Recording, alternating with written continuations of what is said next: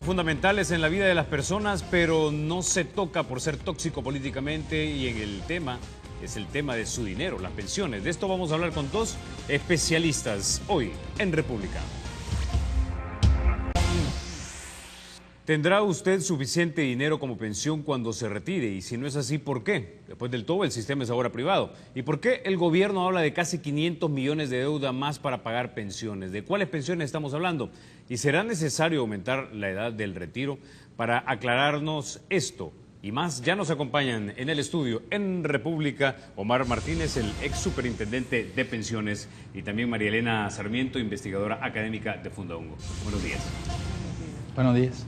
Omar, comencemos. ¿Tendrán los salvadoreños que están cotizando en el sistema privado de AFP un retiro digno cuando dejen de trabajar en su vida laboral? Bueno, en principio, si la persona ha sido constante en sus cotizaciones, definitivamente tendrá una pensión. De que sea digna, eso está en relación, digamos, con cómo ha sido la vida laboral del individuo. La pensión está íntimamente relacionada con el nivel de ingresos del individuo a lo largo de todos los años que coticen. Y por supuesto que esto no es ningún secreto, tú ahorras más cuanto más contribuyes y cuanto más dinero depositas en tu cuenta. Entonces, gestionarse un ingreso adecuado, por supuesto que te va a garantizar una pensión adecuada. Lo que pasa es que ciertamente nuestra sociedad tiene problemas como los tienen muchos otros países, y en el nuestro concretamente el mercado laboral es un mercado que, digamos, no es perfecto, ¿no? Tiene imperfecciones, y uno de ellos es el nivel salarial. El promedio, Carlos, de salario de las personas que cotizan dentro de este sistema ronda los $550.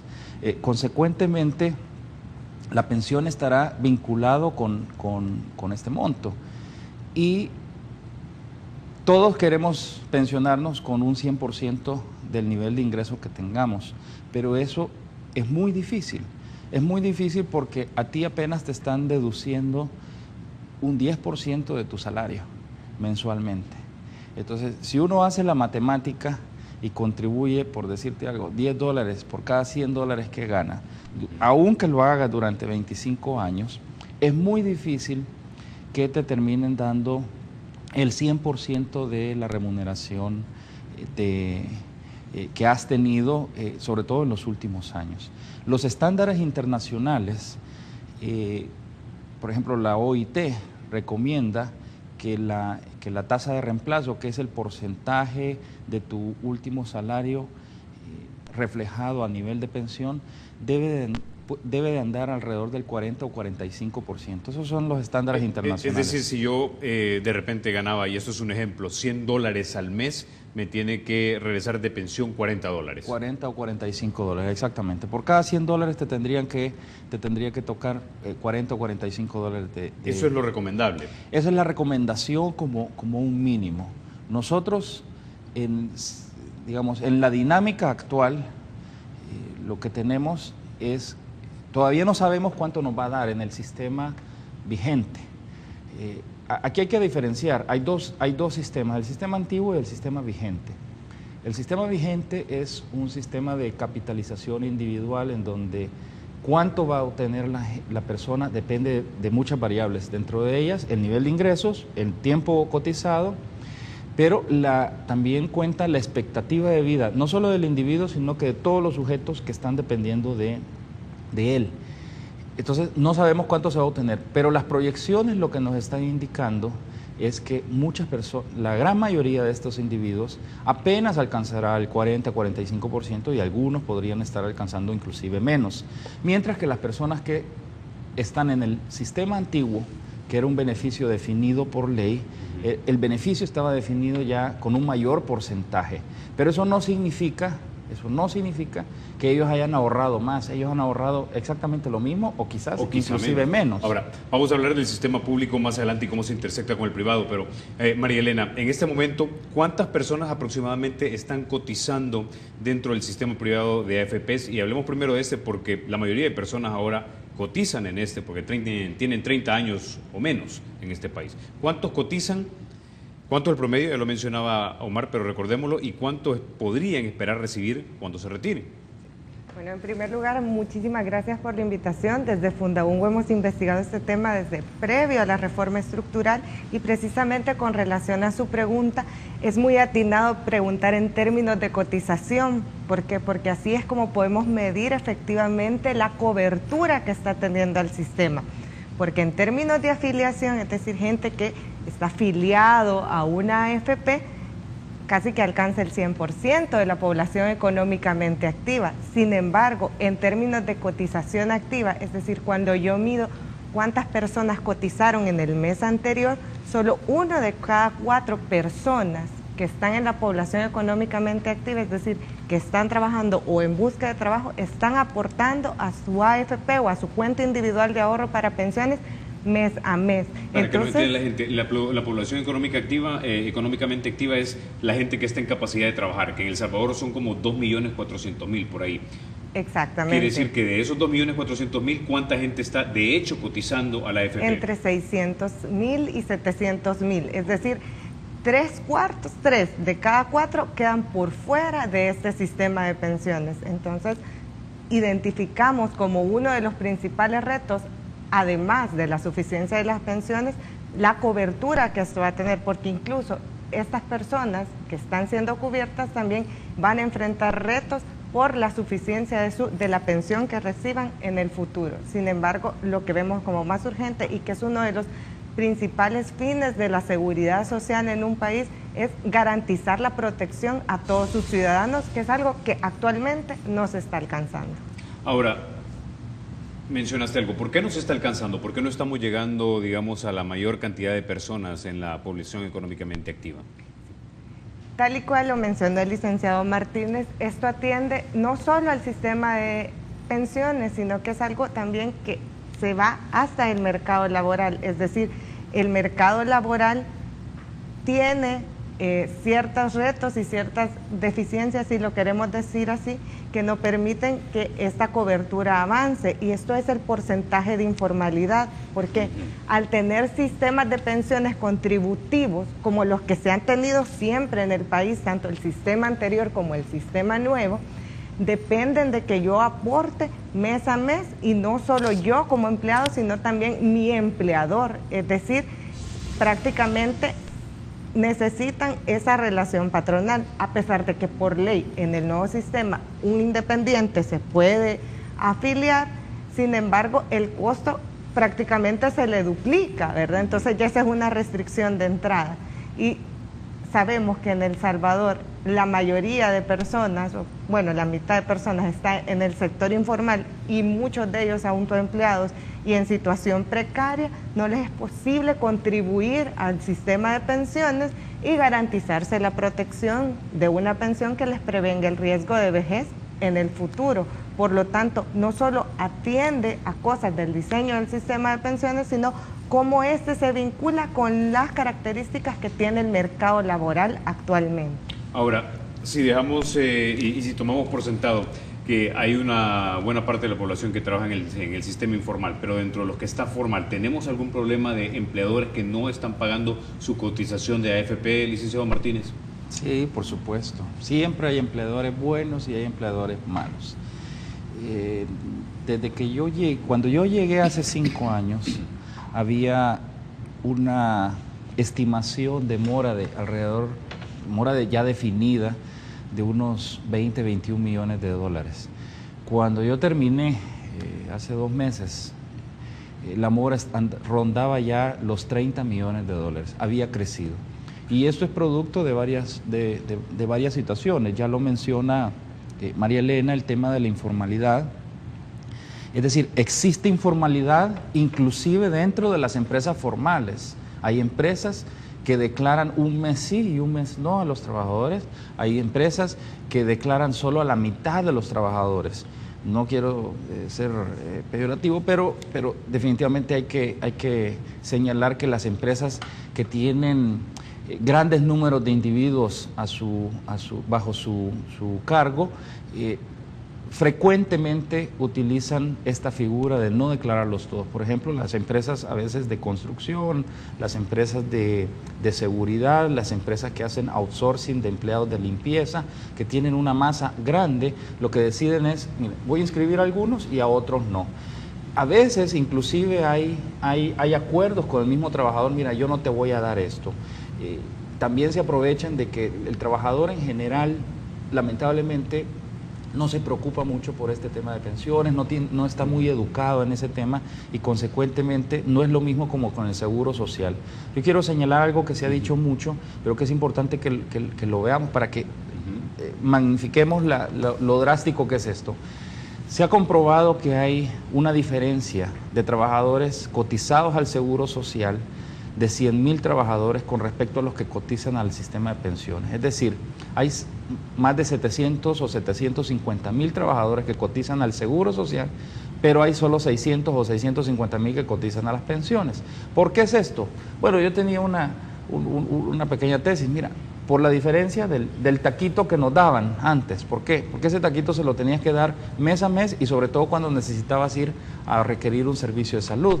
Mientras que la pensión tú no la requieres inmediatamente, sino que es un etéreo que tiene que ocurrir, ocurre dentro de 25 años y por eso es que no estamos muy pendientes de reclamarlo. Una pregunta, cuando se trata de estos empleadores que no están pagando su AFP y que son empresas formales y que por lo tanto hay manera de cómo controlarlos, ¿no están violando la ley? Y si están violando la ley, ¿no hay una penalización para estos empleadores? Por supuesto que están violando la ley. Están violando primero, hay un incumplimiento de tipo, digámoslo, civil. Es decir, hay un incumplimiento administrativo y consecuentemente hay una deuda con el trabajador que debe ser reclamada por las administradoras de fondos de pensiones. Ellos son los obligados por ley para reclamarlo. Tienen dos tipos de cobro, un cobro administrativo y tienen un cobro judicial. Lo que pasa es que obviamente la masa de mora supera las capacidades que en este momento las AFP se están destinando para ello. Luego hay ese mismo incumplimiento, que es una deuda con el trabajador, puede ser sancionado por la Superintendencia del Sistema Financiero ahora, a través de la Superintendencia de Junta de Pensiones, imponiendo una multa administrativa. Se sigue un proceso, pero esa multa no necesariamente implica que se le repague al trabajador, que al final es lo más importante. Y si se comprueba ciertos tipos adicionales, estas características de la acción, inclusive es delito.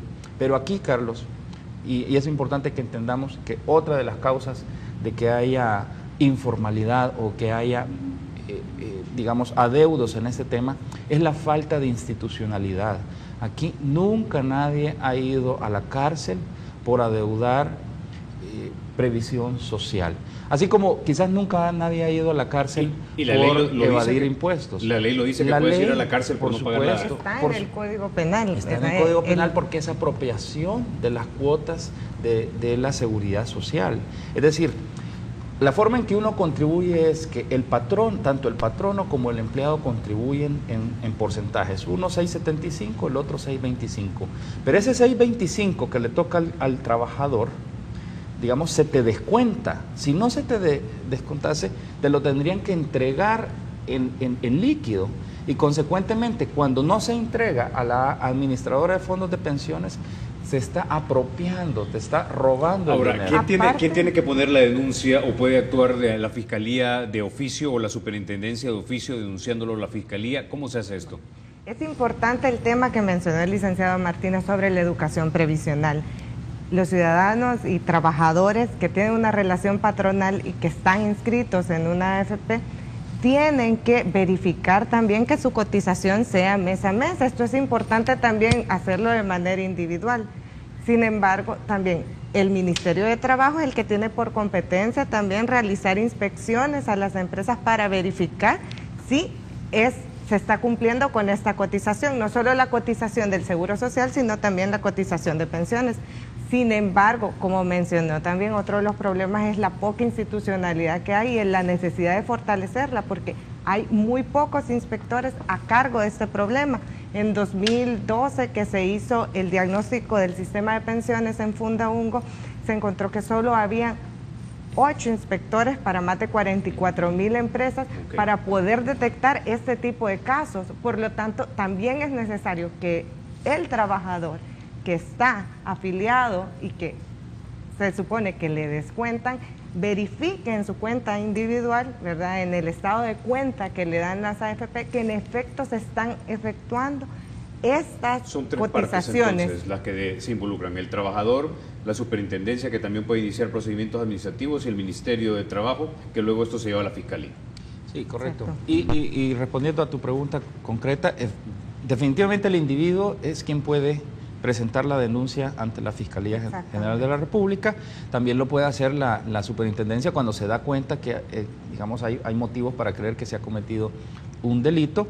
Y por supuesto que digamos, el Ministerio de Trabajo, pero pero ciertamente la mayor responsabilidad recae lamentablemente sobre el individuo. ¿Verdad? Bueno, con esto nos vamos a la pausa, regresamos y vamos a ver por qué están rindiendo o no están rindiendo lo que deben de rendir en términos monetarios, lo que los salvadoreños están poniendo en las AFPs. Ya regresamos. Bueno, uno de los temas cuando se trata de las AFPs es que básicamente mucho de ese dinero se está utilizando en los gastos del Estado. Eso se aprobó, si mal no recuerdo, ya por 2006 se aprobó algo que se llama fideicomiso para inversiones previsionales o algo así por el estilo, que es una forma fancy de decir básicamente que agarro el dinero de los trabajadores y lo invierto en lo que sea que quiero invertirlo como Estado, ¿no? ¿Verdad? Ahora, ¿cuál es el problema con esta lógica de prestar y luego, si presto, quiero interés a cambio, ¿no? Sí. Es bueno ser bien preciso en este fideicomiso de obligaciones previsionales. Precisamente como lo dijo, es pedir prestado a los fondos de pensiones, ¿verdad?, que son propiedad de cada trabajador, pero tienen un destino definido. No es que se invierte en cualquier cosa que el Estado quiere. Por ley sirve para pagar las pensiones del sistema anterior. ¿Y qué implicaciones tiene esto? Lo que sucede es que es casi el 53% lo que se le está prestando a través de los certificados de inversión previsional que emite este fideicomiso para poder pagar las pensiones del sistema anterior. Eso quiere decir que más de la mitad de los fondos de pensiones, ¿verdad?, que están compuestos por las cuentas individuales de ahorro de todos los cotizantes, están invertidas en un solo tipo de instrumento o en un solo tipo de título. Y a esto, aparte de la concentración que esto significa, hay que sumarle que también tienen un bajo interés o han rendido últimamente un bajo interés. Por lo tanto, se ha dejado de ganar en comparación de otras mejores opciones que podrían haber en el mercado, ¿verdad?, o títulos incluso de gobierno para los cotizantes. Esto ha repercutido en el fondo de pensiones en su totalidad. Hemos hecho estimaciones en Fundaungo, alrededor de 600 millones de dólares se ha dejado de ganar desde la creación del fideicomiso hasta el año 2012. Por lo tanto, esto es en términos generales, esto representa casi 2.5 del PIB de 2012, o sea, también para nuestra economía es una cantidad bastante grande. Pero ¿cómo ha repercutido esto en cada uno de los ahorrantes? Hemos hecho estimaciones que de mantenerse esos niveles de concentración del 53-54% y con esa tasa de interés tan baja durante los 25 años que ellos tienen que cotizar, el monto de su cuenta individual de ahorro para pensiones, no estamos diciendo la pensión, sino que la cuenta de la cual me van a calcular mi pensión va a ser 24% menor, o sea, casi un cuarto menor, ¿verdad? Si yo en otras opciones de inversión pudiera tener 100 en mi cuenta individual de ahorro para pensiones y reduciendo la concentración, al estar tan concentrado y seguir invirtiendo en estos certificados, voy a tener $75, por dar un ejemplo muy simple. Por lo tanto, es necesario diversificar estas inversiones. Sin embargo, desde Fundaungo se recomienda hacerlo de manera gradual, porque como ya dije, tienen un destino definido y ese destino definido es para el pago de las pensiones del sistema anterior. En teoría, eso no debería de hacerse, no deberían de vincularse ambos sistemas, porque el sistema de capitalización individual está basado en yo ahorro, acumulo en una cuenta, esta se invierte, tienen que buscarse las mejores tasas de interés o las mejores ganancias que puedo obtener para que esta vaya creciendo y al final, al momento de mi jubilación, poder tener una mejor pensión. Sin embargo, aquí hay restricciones, no solo de tipo legal y de tipo fiscal, como estamos viendo. Vamos a hablar de estas sí. En un momento. Solo quiero retomar una llamada telefónica en este momento con el señor Soriano. Él es parte de uno de los sindicatos más importantes de ese país, UNOC. Buenos días, señor Soriano, bienvenido a República. Muy buenos días y gracias por la oportunidad que me dan pues de estar al aire y dirigirme pues a los compañeros trabajadores a nivel nacional. Señor Soriano, ¿cuáles son sus principales preocupaciones cuando se trata de los fondos de pensiones de los salvadoreños? Pues la preocupación es grande y ha venido incrementándose según van pasando los años y dado el caso que del 2002 pues entramos desde 1998 empezamos a entrar a un nuevo sistema que fue diseñado por los gobiernos anteriores. Luego pasamos a otra etapa al 2006, donde el gobierno de ese momento, en lugar de darnos respuesta a lo que le estábamos nosotros pidiendo, logró introducir una pieza y le digo a la Asamblea Legislativa y obtuvo un decreto lesivo, el decreto 100, donde nace esta figura del FOX. Esto ha venido a permitirle a los gobiernos, tanto el pasado como el de turno, a que estén retirando, dicen entre comillas que es vía préstamo, pero están saliendo más de 400 millones cada año.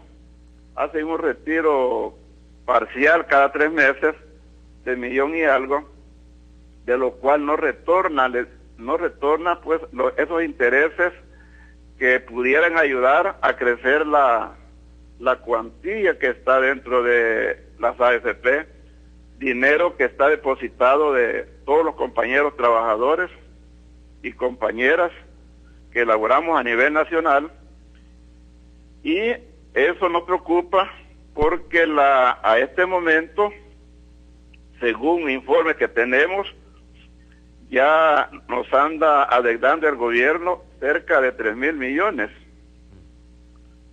Hemos perdido aproximadamente 1.000 millones por bajo interés. Andamos por un techo supuestamente como de 8.000 millones que todavía están en cuentas individuales, cuentas privadas de nosotros los trabajadores. Entonces, señor Soriano, intuyo que su preocupación es que básicamente se les está adeudando cada vez más y más a los contribuyentes de las AFPs y usted no cree que el gobierno va a poder repagar esa deuda. Pues es bien difícil porque nosotros pensábamos que con estos decretos que tanto el gobierno saliente como el entrante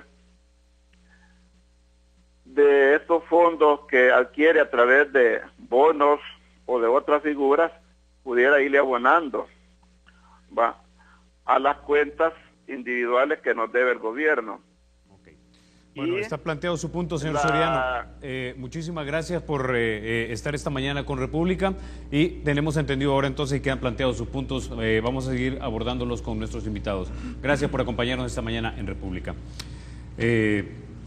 Licenciado Martínez, básicamente el señor Soriano estaba sumando a la idea básicamente que María Elena había dado hace un momento, ¿no? El gobierno nos presta a los salvadoreños parte del dinero que nosotros depositamos en las AFPs. Por ley nos obliga a que ese dinero va a ir a cierto tipo de acciones o de títulos, ¿verdad? Pero eso no está rindiendo lo suficiente. Pero eso se suma de que cada vez eso que estamos prestando es mayor o que está creciendo la suma, y nosotros estamos viendo los problemas de caja que tiene el gobierno, la economía no está creciendo y la preocupación es, ok, te prestamos, no nos das el interés adecuado, es decir, dejamos de ganar dinero y encima tenemos la preocupación que no nos vas a poder pagar de vuelta. Yo creo que la preocupación es válida, pero hay que entender quizás el origen de este fideicomiso de obligaciones previsionales, y voy a tratar de explicarlo en pocos minutos. Cuando el sistema se cierra en 1998, el sistema antiguo y el actual, porque le llamamos nuevo, pero ya tiene 16 años de existir, inicia, se plantean 3 fuentes de financiamiento, Carlos. La primera era que se iban a utilizar las reservas que se habían acumulado en los institutos digamos, del Seguro Social y el Instituto del INPEP. La segunda es un fondo de amortización que todavía existe, es decir, por ley es el 1.5 del presupuesto de la República, de la Nación.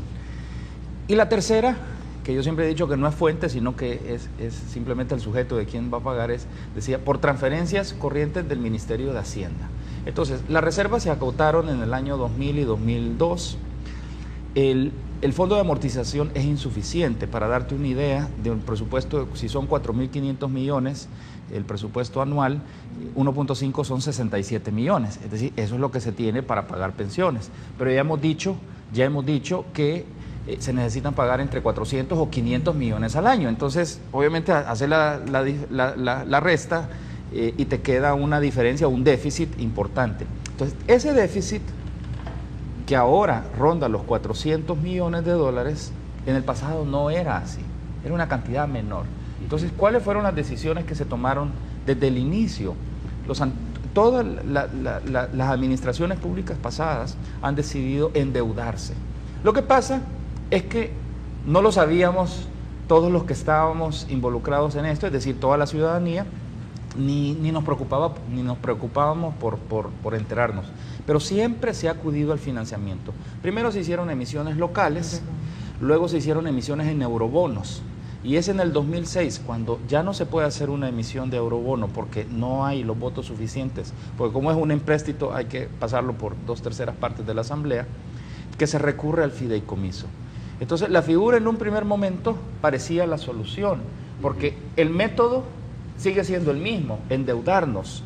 Lo que pasa es que habíamos cambiado el tipo de endeudamiento. En vez de pedir en mercados internacionales emitiendo deuda soberana de El Salvador, ahora emitimos una deuda también de cierto tipo soberana, porque tiene al final el respaldo del Estado, pero lo hacemos en el mercado interno. El mismo mercado y sobre todo el mismo sistema nos provee los fondos. En un primer momento se fija, digamos, las condiciones estaban hechas para, digamos, tener un éxito, pero el problema es un problema de diseño, porque siempre, si siempre nos vamos a endeudar para pagar, es como que tú digas, mira, yo para pagarle a mi empleado doméstico, por decir algo, voy a ir a sacar del cajero de la tarjeta de crédito su dinero.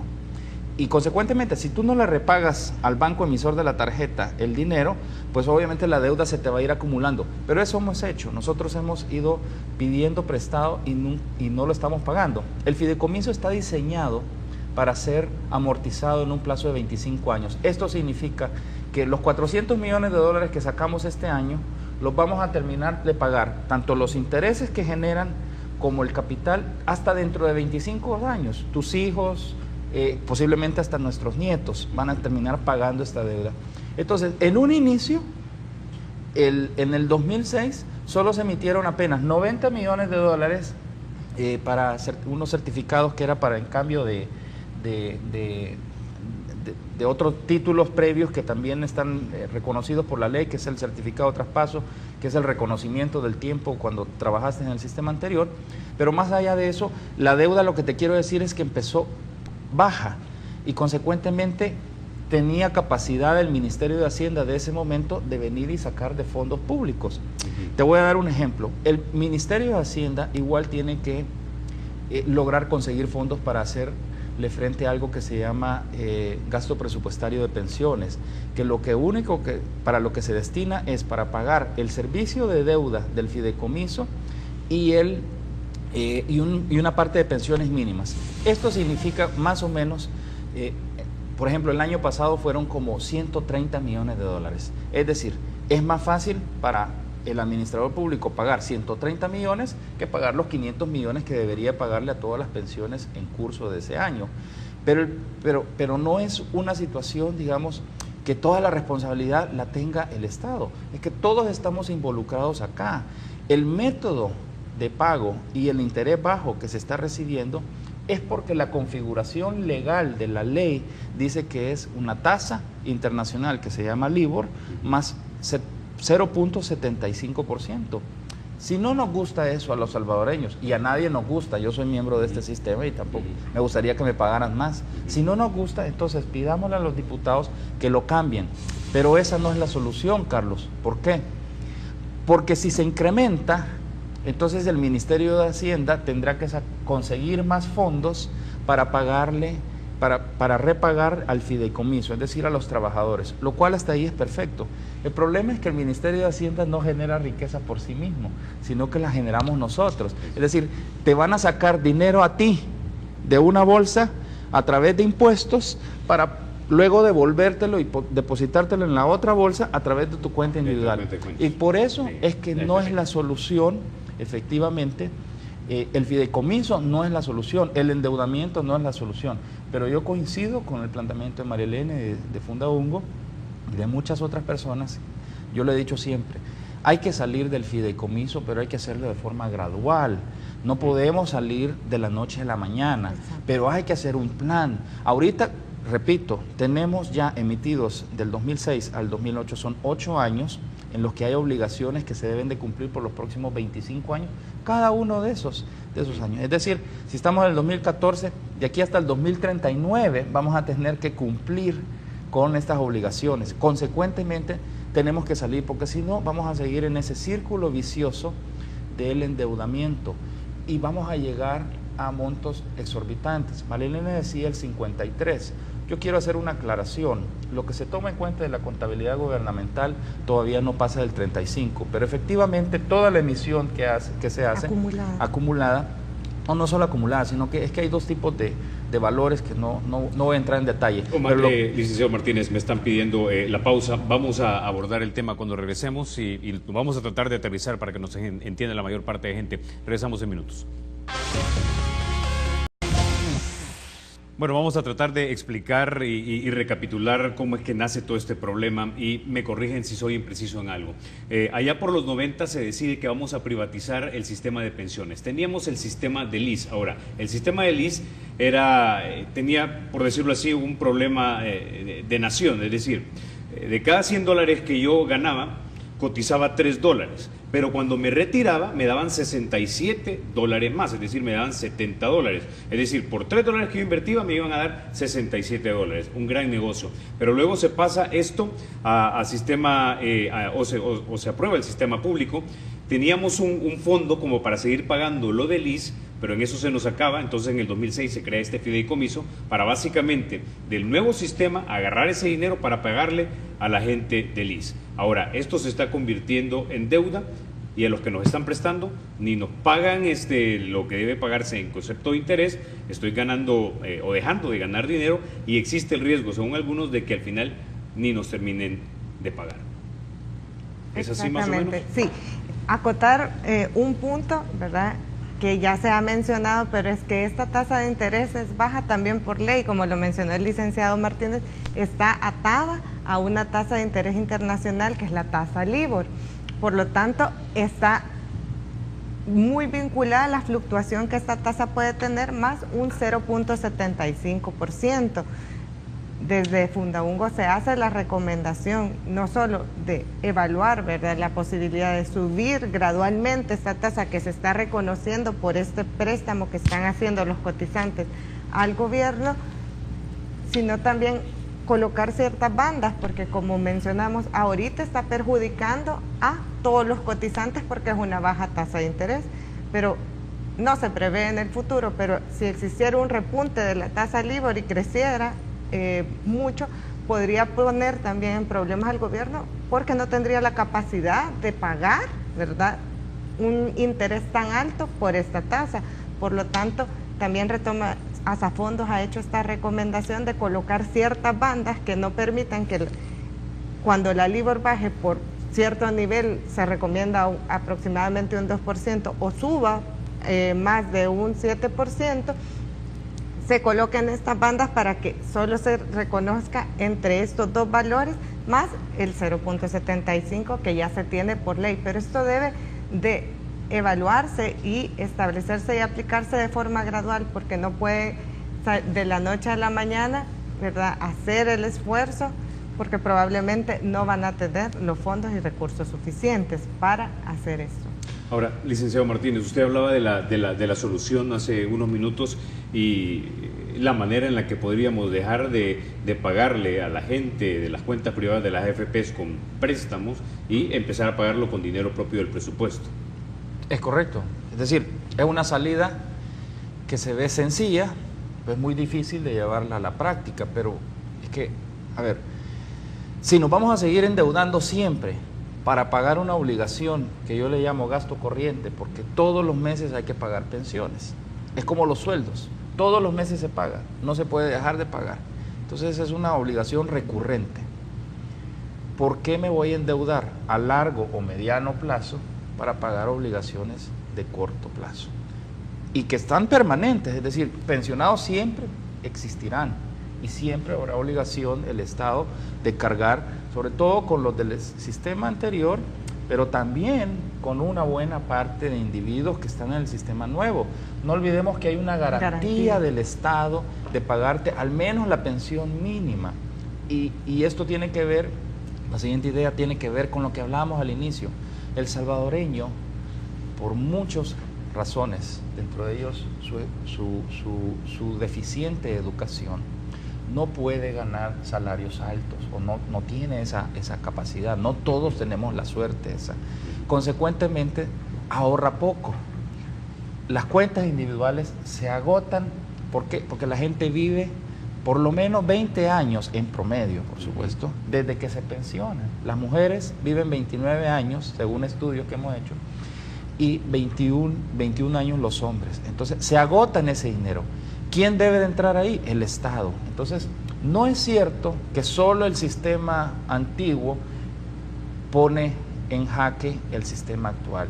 El sistema actual ya tiene, digamos, causas que también están llevándolo hacia ese precipicio que puede existir. Entonces, el cambio que debe de haber, Carlos, es que debemos de ponernos claros en que, mira, esto es un gasto corriente, lo enfrento con gasto presupuestario puro, es decir, empiezo a pagar y empiezo a decir, si mi presupuesto general de la nación ahora es 5,000 millones, por decirte algo, pues agarro, qué sé yo, 100 millones, 150 millones este año, el otro año voy a agarrar otro poco.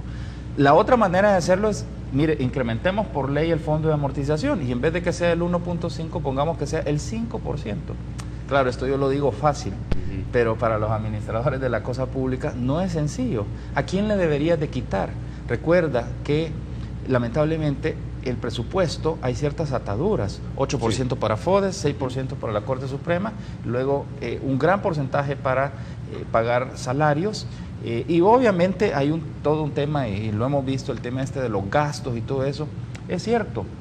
Y ahí se puede mejorar si nosotros tuviésemos ahorro. Pero la primera gran decisión es ya no seguir endeudándose. Y eso tiene que hacerse gradual. Es decir, tenemos que seguir utilizando ese endeudamiento. Pero es como que tú decidieses, mira, esa gran deuda que yo tengo de tarjeta de crédito, voy a disminuirla de aquí a un año, haciendo pagos cada vez mayores, y dentro de un año he salido, porque ahorita, en este momento, no la puedo pagar. Y esa sería... Precisamente por esa vinculación que tiene con el impacto fiscal que tiene y esa vinculación con lo fiscal, el sistema de pensiones, y que trasciende el área meramente de la seguridad social, porque puede afectar también priorización de gastos o destinar gastos que están en otras carteras como educación, por ejemplo, para el pago de pensiones, salud, ¿verdad? Desviar recursos de pago de salud, necesario para salud, para pago de pensiones. Es necesario un diálogo social. Desde Fundaungo creemos que no debe de llevarse a cabo medidas parcializadas solamente para atender la situación fiscal, sino pensar en una reforma integral que aborde todos estos aspectos de la seguridad social, que obviamente se van a vincular con otras áreas y sectores de la política pública igualmente importantes y relevantes. Por eso es necesario crear consensos y crear acuerdos, no solo entre los políticos, sino también entre los ciudadanos. Hemos dicho que muchos de los defectos o de los retos que estamos enfrentando ahorita es también por una falta de entendimiento para empezar y para llevar a cabo y tener las demandas necesarias. Por lo tanto, se necesita no solo a nivel político de la Asamblea o del Ejecutivo, sino que un diálogo social con todos los sectores, empleadores, empleados, a través de sindicatos, que puedan tomar acuerdos básicos en temas mínimos. Tengo menos de 30 segundos, pero voy a recapitular lo que he entendido hasta este momento. Básicamente, seguir endeudándonos es insostenible, por lo tanto deberíamos pagarlo en nuestro presupuesto. Eso implicaría que tenemos que recortar aquí para juntar esa cantidad de dinero, los 400 millones que tenemos que pagar a los pensionados del ISSSTE. Esto permitiría de alguna manera menor presión política para de repente liberar los fondos de las AFP del fondo previsional y poderle dar la oportunidad que nuestros fondos invertidos privadamente tuviesen oportunidades de ser invertidos en otras acciones, lo que generaría mayor rendimiento, lo que implicaría que cuando yo me retire tengo más del 30% de mi salario último cuando me retire. Lo has entendido perfectamente, sí. Lo has dicho. Mejor se arruina. Sí. No, bueno, vamos a la pausa, regresamos en minutos. Bueno, tenemos mucha participación ciudadana. Vamos a leer los mensajes que nos han mandado a nuestro Twitter, República SB33. Oscar Campos nos dice, la FGR recibió 908 denuncias y 2012 fueron 1032 denuncias sobre apropiación de cuotas laborales. Luego rectificó, dice apropiación o retención indebida de cuotas laborales, así se llama el delito. Rafael Mengíbar nos dice, las pensiones significan el dinero más sagrado de un trabajador que presume es resguardado para sus planes futuros.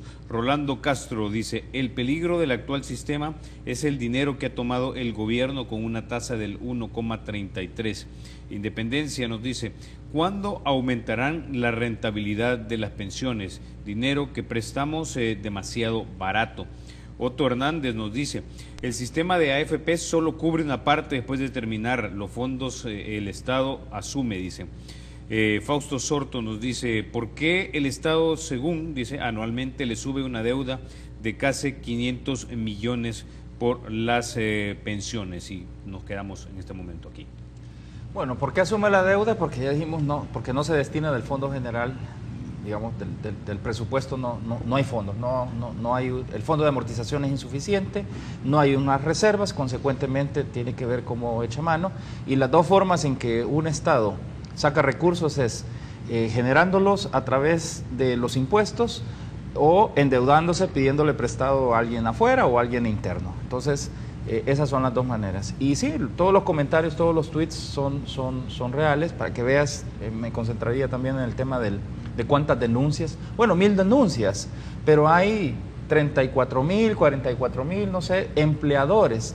De todos estos, no todos son deudores, obviamente, gracias a Dios la gran mayoría sí cumplen, pero digamos, todavía es insuficiente ese esfuerzo que se está haciendo. Bueno, 1000 del 100.000 que ya mencionó el licenciado Martínez, que es la brecha entre los que cotizan solo al Seguro Social y no lo hacen al sistema de pensiones. Podríamos decir que solo el 1%, haciendo una estadística bien rápida, ¿verdad?, de los casos de no pago de las cotizaciones de pensiones se está denunciando. Entonces, sí hay que hacer énfasis en que falta una educación previsional y tener conciencia que el ciudadano tiene derecho a revisar su estado de cuenta y verificar si esta cotización se está haciendo mes a mes. Yo solo quisiera retomar un punto, que si bien todo lo que se ha discutido es básicamente referente al sistema de ahorro para pensiones, pero nuevamente poner en la discusión que estamos hablando de la minoría de la población, ¿verdad? Que nos vamos a enfrentar a un futuro, estamos en una transición demográfica.